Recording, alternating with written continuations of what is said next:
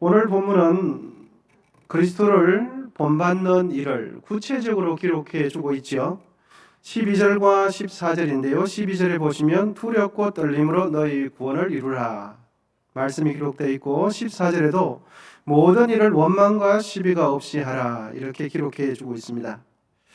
신앙생활은 예수님을 믿고 신뢰하는 것이지만 그 믿음이 우리의 삶 속에 구체적으로 나타나야 신앙생활을 바르게 하는 것입니다.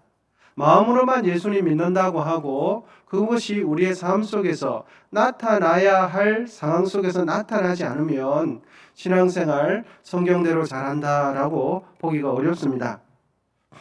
여러분, 하나님의 주권과 사람의 자유의지, 즉 우리의 선택을 어떻게 볼 것인가 굉장히 많이 고민이 되실 것입니다. 어떠한 상황 가운데서 하나님의 인도함 받는 것이, 어떻게 하는 것이 하나님의 인도함 받는 것이기 되며 어떨 때 내가 선택해야 하는가, 하나님의 주권과 사람 의지 사이에서 이 둘 사이에서 선택을 할 때 많은 고민을 하게 될 것입니다. 여러분들께서는 그럴 때마다 어떻게 선택을 하십니까? 하나님의 주권을 붙들고 선택을 하십니까? 아니면 사람의 자유의지를 붙들고 선택을 하십니까? 이 둘 사이에서 균형 잡힌 관점, 균형 잡힌 생각을 하고 균형 잡힌 선택을 해야 합니다. 결론부터 말씀드리면 하나님의 주권과 인간의 선택과 책임은 동시에 일어납니다. 사람의 선택과 책임도 100% 있을 뿐만 아니라 하나님의 주권과 인도하심도 100%가 됩니다. 이 둘 다가 모여서 200%가 되는 것이 아니라 또 100%가 되는 것입니다. 사람의 책임 50%, 하나님의 주권 50%가 아니죠. 하나님의 주권 100%, 사람의 선택 100%, 이거 두 개가 합해서 200%가 되는 것이 아니라 온전한 결정 100%가 되는 것입니다. 사실 이러한 현상은 이 세상의 일반적인 논리로 설명한다는 것은 참 쉽지 않습니다. 왜냐하면 1 더하기 1은 2이기 때문이죠. 1 더하기 1이 어떻게 1이 되는가? 참 어려운 이야기입니다. 그런데 이와 비슷한 경우가 예수님의 인성과 신성에 관한 부분에 그대로 나타납니다. 여러분, 예수님은 100% 하나님이 되시죠. 그리고 예수님은 100% 사람이 되십니다. 예수님은 50%는 하나님이시고 50%는 사람이어서 50 더하기 50 해서 예수님이라는 인격체 100% 이렇게 되지 않습니다. 그럼 이런 질문을 하실 수가 있죠. 하나님의 예정하심은 어떻게 설명할 수 있는가? 하나님께서 미리 예정을 해놓으시고 그것을 하나님께서 정해놓으시고 그 하나님께서 정해놓으신 것을 사람에게 책임을 묻는다면 모순이 되는 것이죠. 반대의 경우입니다. 어떠한 현실적인 상황 속에서 문제를 해결하기 위해서 사람이 결정했는데, 내가 결정을 했는데 이것을 두고서 하나님께서 인도하셨다 라고 말하는 것 또한 모순이 되죠. 여러분 어떻습니까? 분명히 어떠한 부분을 선택하고 고민이 될 때 이러한 경우의 수도 생각하고 이러한 경우도 생각하고 이러한 옵션, 이러한 초이스도 생각하는데 그 여러 개 중에서 선택은 누가 합니까? 내가 하는 거죠. 그런데 하나님께서 인도하셨다, 하나님께서 이끌어 주셨다 라고 하면 언뜻 보면 말이 안 맞습니다. 모순이 되는 거죠. 이 둘의 상관관계를 우리의 이성으로 다 이해한다는 것은 참 알듯하면서 모를 듯하고, 명확하게 이해한다는 것은 어떻게 보면 제한되고 불분명한 것이 당연할 수 있을 것입니다.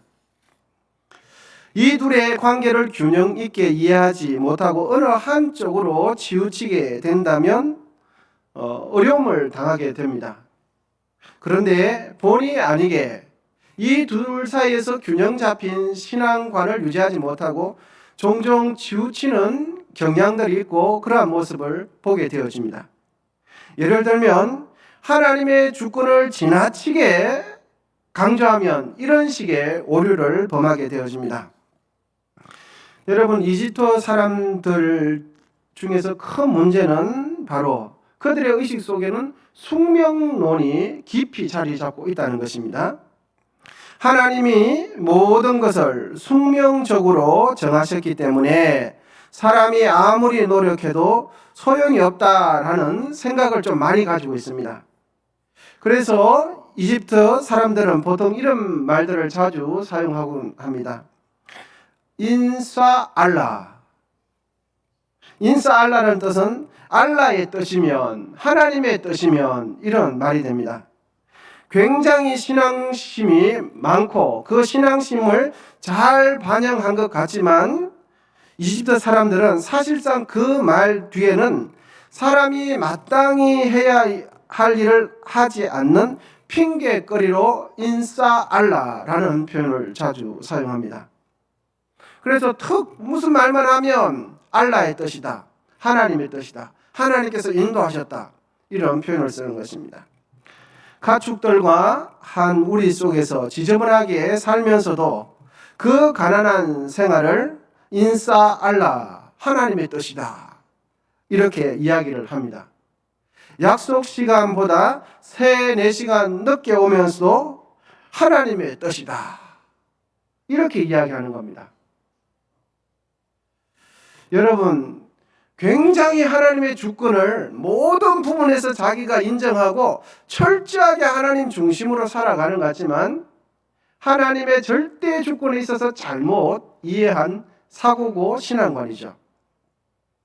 어느 신학생이 등록금이 없어서 빈 봉투를 들고 하나님, 이 봉투에 좀 채워주세요. 신학 공부를 해야 되겠는데 하나님 좀 채워주세요. 너무 급한 마음에 빈 봉투를 두고 기도원에 올라갔습니다.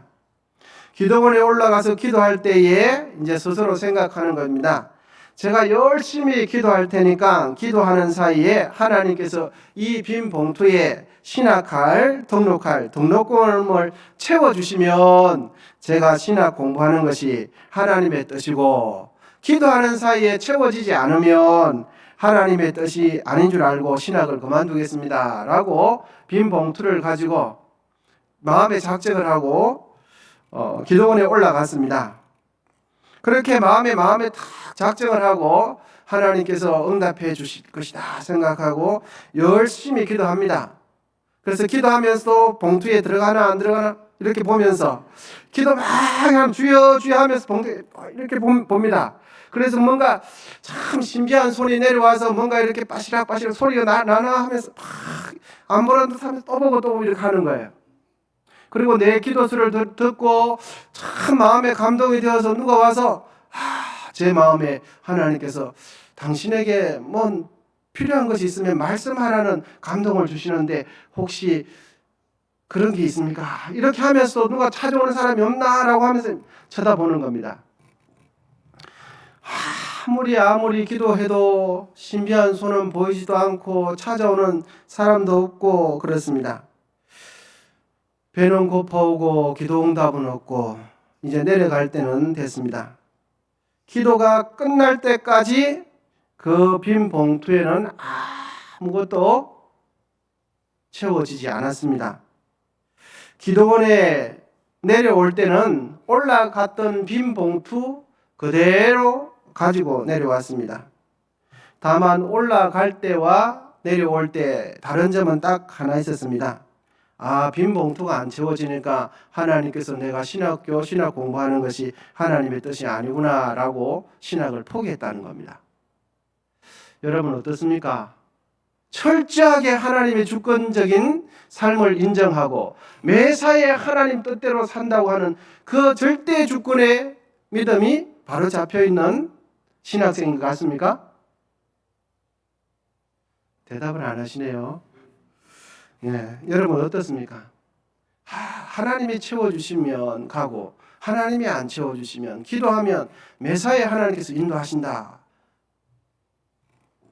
그렇기 때문에 그 신학생은 포기했다는 그런 이야기입니다.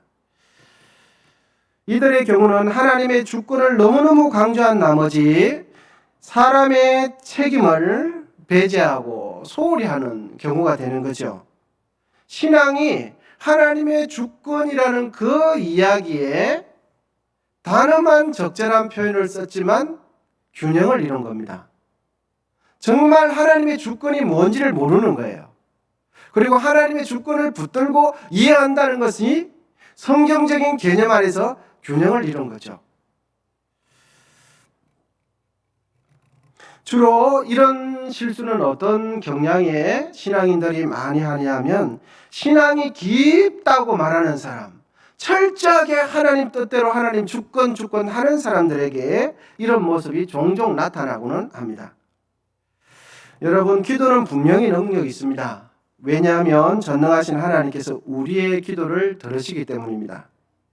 그러나 사람이 해야 할 일을 하지 않고서 기도하는 일에만 치중하는 것은 그것은 기도 열심히 하는 것, 믿음이 좋은 것, 하나님의 절대 주권을 철저하게 인정하며 실천하는 것이 아니라 무책임한 사람인 것입니다. 하나님의 말씀대로 하지 않고 하나님을 덜먹이지만 자신의 게으름을 신앙이라는 포장지에 씌워서 자신이 해야 할 일을 하지 않는 경우입니다. 할렐루야. 이 같은 경우는 하나님의 절대 주권을 오해하는 데서 비롯된 잘못된 신앙관입니다. 여러분, 한 가지 더 예를 들어드리겠습니다. 어떤 사람이 기도하는 중에, 기도 열심히 하는 중에 성령께서 감동을 주시기를 이런 감동을 받았다고 합니다. 있는 치아를 다 빼면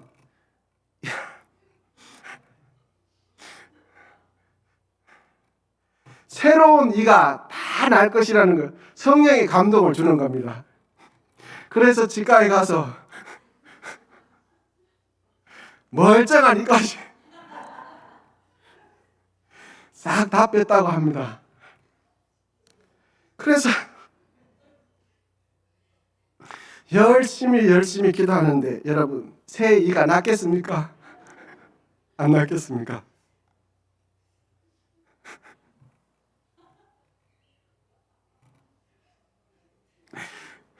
멀쩡한 이도 다 빼버리고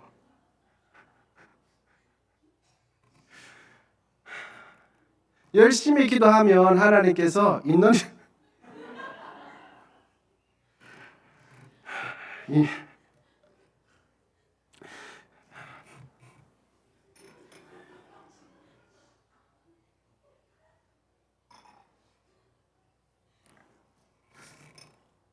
멀쩡한 이도 다 빼버리면 하나님께서 새 이를 준다고 했는데 아무리 기대해도 새 이가 안 나는 거예요.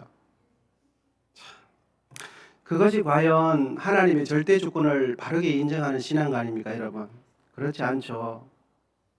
잘못된 판단을 하시는 거예요. 하나님 절대 주권, 하나님 믿습니다 하지만 하나님의 믿음이 균형을 잃은 것입니다. 하나님의 주권과 사람 선택 사이에서 할 수 있는 두 번째 실수는 바로 이겁니다. 눈에 보이는 사람의 선택에만 너무너무 치우치는 것입니다. 이제는 하나님의 주권을 소홀히 하고 눈에 보이는 내가 할 수 있는 그 선택에만 오로지 집중하는 것입니다. 이 또한 균형을 잃은 신앙이 됩니다. 예를 들면 우리가 예수님을 믿고 지금도 은성교회 다니고 있는 것은 내가 기독교를 선택했다, 그렇기 때문에 내가 교회 다닌다라고 생각하는 거고, 내가 지금 은성교회 다니고 있는 것은 부모님 때부터 이 교회 다녔고 우리 집이 은성교회와 가까이 있는 관계로 내가 이 교회를 선택했기 때문에 내가 결정한 것이라고만 생각하는 겁니다. 이러한 사고가 모든 상황 속에서 이러한 생각 기준으로 다 해석을 해내는 것입니다. 이렇게 되면 하나님의 주권과 인도하심은 완전히 무시가 되는 겁니다. 여러분, 하나님의 절대 주권과 사람의 선택, 사람의 책임, 사람의 이 주권, 이 둘 사이에서 우리는 균형 잡힌 선택을 항상 해야 하고 이 둘 다를 놓쳐서는 안 됩니다. 그러면 이 둘 다는 어떻게 작용하는가? 서론에서 말씀드렸죠. 동시에 작용합니다. 내가 선택하는 것 같지만 그 이면에 하나님의 주권적인 역사가 있는 겁니다. 하나님께서 주권적인 역사 가운데 우리는 하나님의 주권적인 역사를 보면서 내가 그것을 선택하는 겁니다. 이 둘 다가 동시에 작용하는 겁니다. 골로새서 1장 29절을 보면 하나님의 주권과 인간의 책임이 함께 작동한다는 것을 우리가 좀 도움을 받을 수 있는 구절이 있습니다. 띄워주시면 함께 보시면 좋겠습니다. 골로새서 1장 19절 우리 다 같이 한번 읽어보시겠습니다. 시작.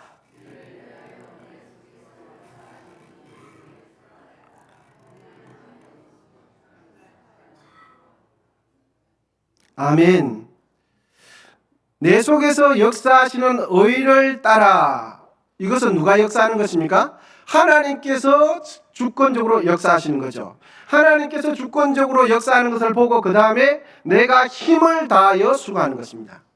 그러니까 하나님의 인도하심과 나의 선택은 같이 가는 겁니다. 여러분 오늘 본문 12절을 보시면 우리의 눈길을 끄는 말씀이 있습니다. 우리 12절 같이 한번 읽어보시면 좋겠습니다. 시작. 그러므로 나의 사랑하는 자들아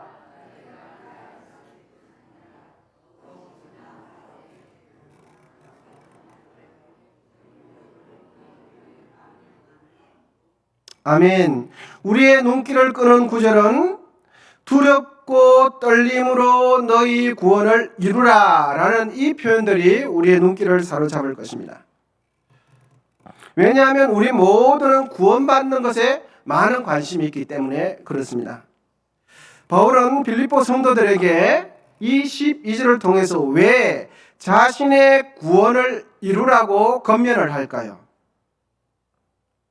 어떻게 보면 이해가 되는 것 같지만 어떻게 조금만 생각해 보면 굉장히 이해하기가 난해한 구절 중에 하나가 이 구절입니다. 왜냐하면 바울이 기록한 로마서나 다른 서신서 보면 구원은 단번에 일어나는 것이 되고 구원은 내가 수고하고 노력하고 힘쓴다고 완성되지 않기 때문에 그렇습니다. 우리의 구원은 처음부터 끝까지 누구에 의해서 시작되어지고 완성되어집니까? 하나님에 의해서 시작되어지고 완성되기 때문입니다. 죄와 사망의 권세 있는 사람이 의와 생명의 자리로 옮겨지는 그 일은 우리의 노력이나 우리의 선택이나 우리의 주권이나 책임이 조금도 들어가지 않습니다. 1%도 들어가지 않습니다. 그럼에도 불구하고 바울은 우리의 구원에 있어서 너희가 너희 구원을 이루라고 말씀하시는 거 보니까 잘 이해가 안 되는 것입니다. 우리의 구원은 전적으로 누구에게 달려 있습니까? 하나님께 달려 있거든요.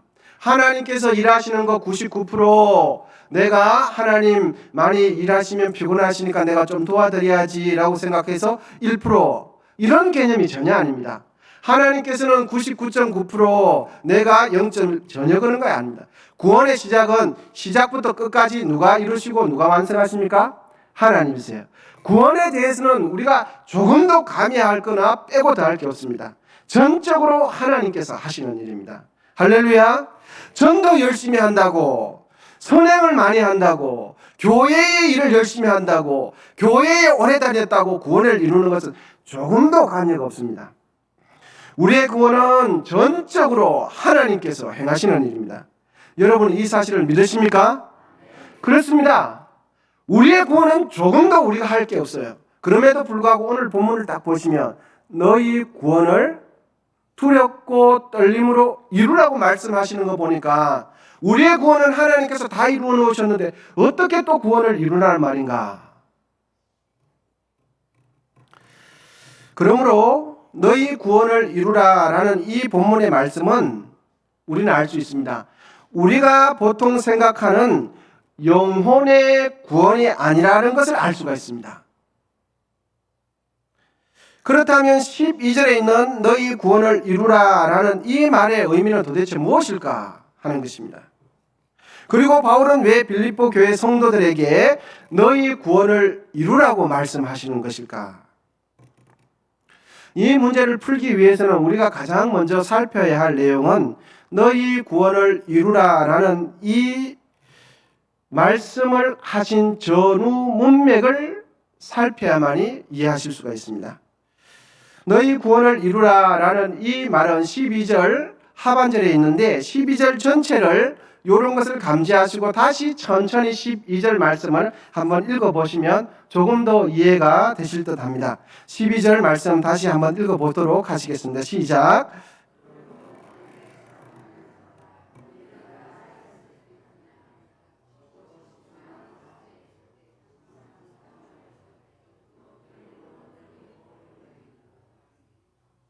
그래서 12절에 너희 구원을 이루라라는 이 단어를 이해하기 위해서는 12절에 있는 바로 앞에 있는 12절 다시 한번 띄워주시면 감사하겠습니다. 바로 앞에 있는 그러므로 나의 사랑하는 자들아 너희가 나 있을 때뿐 아니라 더욱 지금 나 없을 때에도 항상 복종하여 이러한 문맥 가운데서 두렵고 떨림으로 너희 구원을 이루라는 것이 나타났다는 걸 알 수 있습니다. 그러니까 너희 구원을 이루라라는 것은 단순히 우리가 생각하는 영혼의 구원이 아니라 앞에 있는 내용에 관련되어서 너희 구원을 이루라라는 의미가 알 수가 있는 것입니다. 그러니까 12절을 자세히 천천히 읽어보았지만 빌립보 교인들은 바울과 함께 있을 때와 다르게 지금 행동하고 있는 것을 알 수가 있습니다.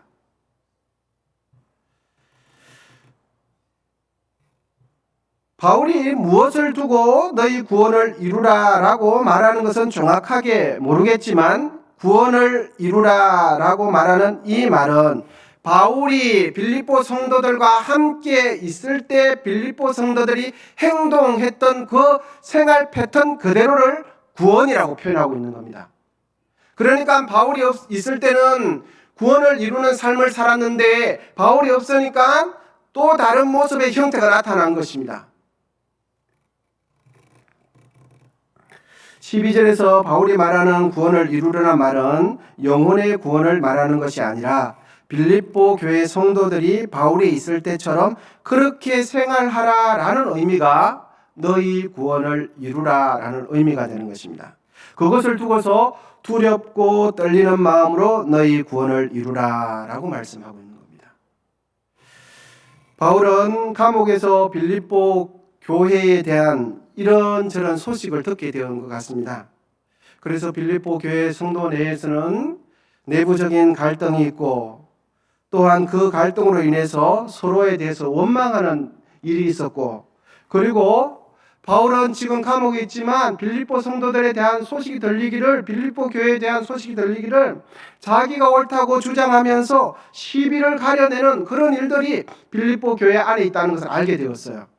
그러면서 바울은 빌립보 교회 성도들에게 편지하기를 빌립보 교회 성도들이 복음에 합당한 시민 생활을 하지 않는다는 것을 알고 복음에 합당한 하나님 나라 시민으로서의 생활을 하도록 권면했고 그 일환으로 12절에 있는 너희 구원을 이루라 라고 말씀하고 있는 것입니다.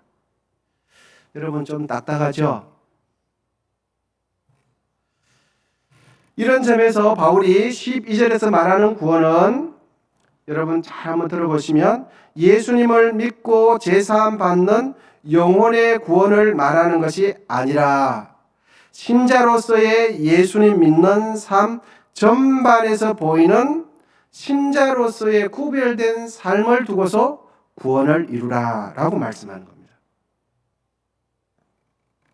바울이 2장 12절에서 말하는 구원은 구원받은 사람이 나타내야 할 삶의 모습을 나타내라라는 의미로 너희 구원을 이루라 라고 표현하고 있는 겁니다. 여러분 우리는 구원이라는 단어만 딱 떠올리면 자동적으로 뭘 떠올리냐면 죄로부터 구원 딱 떠올리는 거예요. 그리고 구원하면 이 땅에서 하나님께서 주신 수를 다하고 죽어서 하나님 나라 가는 것, 내세에 들어가는 것, 천국으로 들어가는 것, 이러한 생각에 집착하고 제한되어 있습니다. 물론 그건 매우 중요한 구원입니다. 그러나 구원을 그런 식으로만 좁게 생각하면 빌립보 성도들을 향한 바울의 권면, 너희 구원을 이루라라는 이 말씀은 오해할 수밖에 없습니다. 왜냐하면 구원을 이루시는 분은 우리 자체가 아니라 누구십니까? 하나님이신데, 하나님께서 이루는 구원을 어떻게 우리 보고 이루라는 것인가? 그런 의미가 아니라는 것을 명확하게 알게 되어집니다. 두 번째로 우리가 생각해야 할 부분은 두렵고 떨림으로 너희 구원을 이루라 라고 할 때에 이 이루라는 말씀입니다. 보통은 이룬다라는 것은 우리가 잘 알고 있는 것처럼 목표에 도달하고 성취한다는 뜻이죠.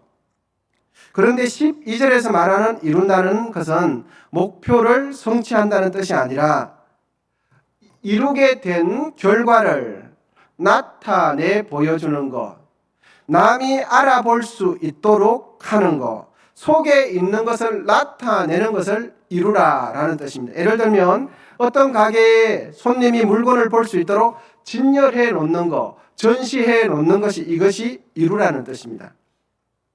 이 내용을 빌립보 성도들에게 그대로 적용을 하면 이것이 됩니다. 하나님 나라에 합당한 시민다운 생활을 하여 우리가 받은 구원을 믿지 않는 사람들이 볼 수 있도록 하라. 우리가 받은 하나님으로 받은 그 구원을 믿지 않는 사람들이 볼 때 아, 저분은 구원받았어 라는 말을 할 수 있도록 나타내 보여주라 라는 뜻이 됩니다. 이것이 구원을 이루라고 할 때에 이 이루라는 속뜻이 되겠습니다. 여러분, 우리는 보통 구원과 행함 하면 우리의 생각 속에 구원과 행함은 별개의 관계라는 생각이 우리의 생각 속에 많이 있는 것 같습니다. 구원과 행함은 무조건 구분되는 것, 이렇게 생각하는 경향이 있는데 여러분, 전혀 그렇지 않습니다. 우리가 구원받기 위해서는 행함이라는 우리의 공로는 조금도 필요 없지만 구원받으면 구원받은 성도의 행함이 따라야 할 줄 믿습니다. 구원받기 위해서 우리가 해야 할 것은 아까도 말씀드렸지만 0.1%도 없습니다. 하지만 구원받은 뒤에는 구원받은 성도의 모습이 나타나야 하는 것입니다. 두 신사가 나룻배를 타고 강을 건너가고 있었습니다. 그들은 논쟁이 붙었습니다. 믿음과 행함에 대해서 서로의 상반된 의견을 가지고 신앙생활은 믿음이 최고다. 한 사람은 이야기하고 또 한 사람은 신앙생활에 있어서는 행함이 최고다 라고 하면서 그 한비에서 논쟁이 붙었는데 해결이 안 나는 겁니다. 한 신사는 성도에게 있어서 선한 행위는 아무것도 중요하지 않다. 구원은 전적으로 하나님께 달려있기 때문에 우리의 행함은 중요하지 않다라고 주장하고 다른 사람은 반대 의견을 주장합니다. 서로가 아무리 시간을 두고서 이야기해도 해결책이 나지 않습니다. 그러자 다른 배를 타고 지나가는 한 지각 있는 그리스도인들이 저들의 논쟁을 듣고서는 이렇게 말합니다. 여러분, 나는 지금 두 개의 노를 손으로 잡고 있습니다. 오른손으로 잡고 있는 노는 믿음이라는 노이고 왼손에서 쥐고 있는 노는 행함이라는 노입니다. 잘 지켜보십시오. 나는 믿음이라는 이 노만 가지고 오른쪽 노만 저어보겠습니다 하고서 오른쪽 노를 힘있게 믿음의 노를 젓습니다. 그런데 그 배는 제자리에서 뺑뺑뺑 돌기만 하고 조금도 앞으로 나가지 못합니다. 그리고는 여러분 잘 보십시오 라고 하고서는 왼쪽에 쥐고 있는 그 노만 젓기 시작합니다. 결과는 똑같습니다. 오른쪽 노를 젓는 것, 그 자리만 뺑뺑뺑 도는 것입니다. 그리고 난 뒤에 그 지각 있는 그리스도인들은 이렇게 말합니다. 자, 이제 잘 보십시오. 두 노를 함께 젓겠습니다 하고는 믿음과 행함의 노를 함께 젓는 것입니다. 그러자 배는 쑥쑥 앞으로 나아가면서 몇 분 후면 우리가 내리고자 하는 곳에 도착하게 될 것입니다. 이로써 보건대 행함이 없는 믿음, 또 믿음이 없는 행함은 그 어느 것 하나도 충분하지 못합니다. 여러분, 우리의 신앙은 믿음이 시작하지만 그 끝은 행함으로 나타나야 합니다. 아멘이십니까? 예수 그리스도를 나의 마음으로 믿고 영혼으로 믿고 인격으로 믿지만 예수 그리스도를 믿는 것은 나의 마음으로 믿는 것으로 끝나지 않습니다. 나의 삶으로 나타나야 됩니다. 할렐루야. 여러분 잊지 마시기를 바랍니다. 열매가 달리기 전에 꽃이 피는 것처럼 선한 행함이 있기 전에 보이지 않는 믿음이 우리 속에 있는 겁니다. 믿음이 있기 때문에 눈에 보이는 행함이라는 열매가 나타나는 겁니다. 그러므로 믿음과 행함은 뗄래야 뗄 수가 없고 하나입니다. 앞에서 보면 믿음인데 뒤에서 보면 행함입니다.